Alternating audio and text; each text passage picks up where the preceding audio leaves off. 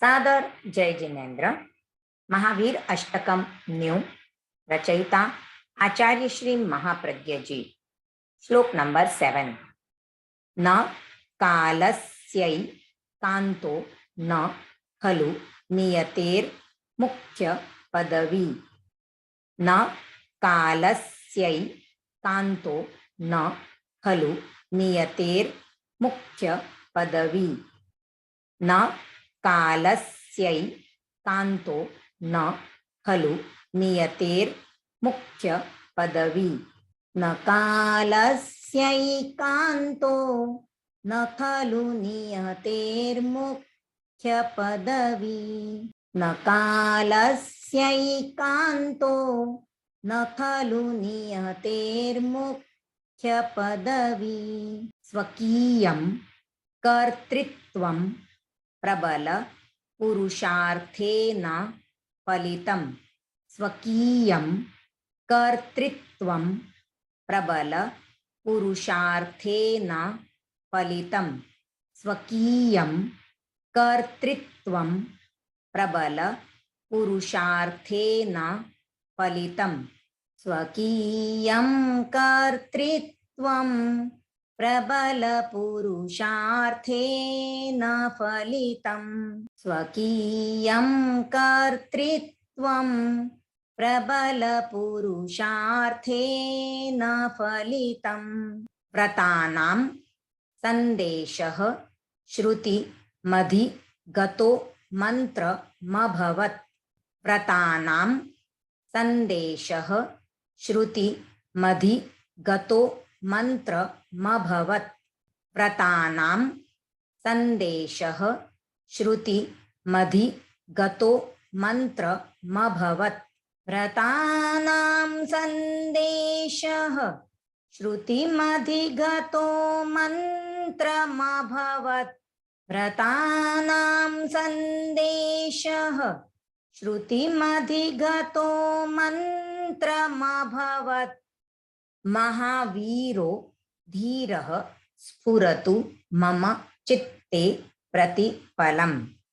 महावीरो धीरः स्फुरतु मम चित्ते प्रतिफलम्।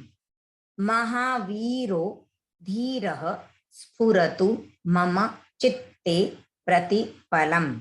महावीरो धीरः स्फुरतु मम चित्ते प्रतिफलम्। महावीरो धीरः स्फुरतु मम चित्ते प्रतिफलम्। संपूर्ण श्लोक। न कालस्यैकान्तो न खलु नियतेर्मुख्य पदवी।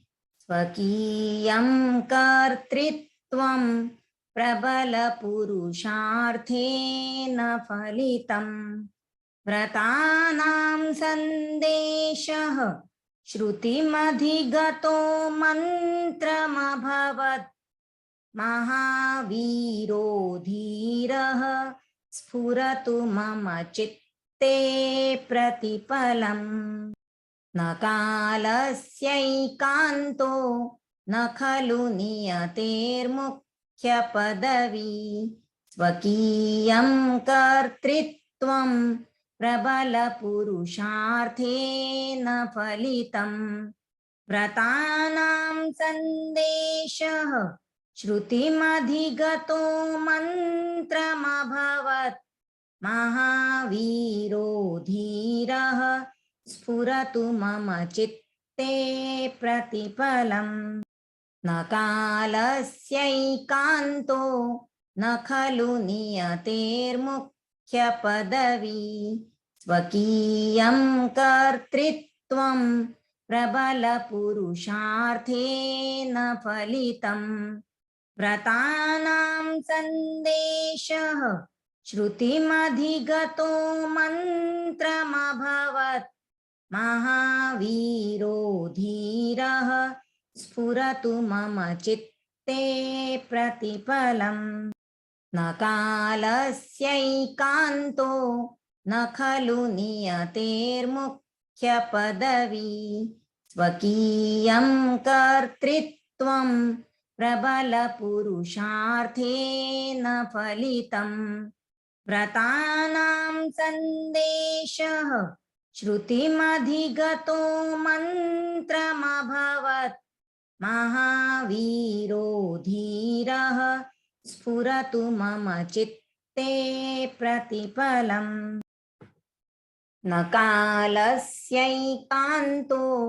न खलु नियतेर्मुख्यपदवी स्वकीयं कर्तृत्वं प्रबलपुरुषार्थेन फलितम् व्रतानां सन्देशः श्रुतिमधिगतो मन्त्रमभवत् महावीरो धीरः स्फुरतु मम चित्ते प्रतिफलम् न कालस्यैकान्तो न खलु नियतेर्मुख्यपदवी स्वकीयं कर्तृत्वं प्रबलपुरुषार्थेन फलितम् व्रतानां सन्देशः श्रुतिमधिगतो मन्त्रमभवत् महावीरो धीरः स्फुरतु मम चित्ते प्रतिफलम् महावीरो धीरः स्फुरतु मम चित्ते प्रतिफलम्। ओम अरहम्।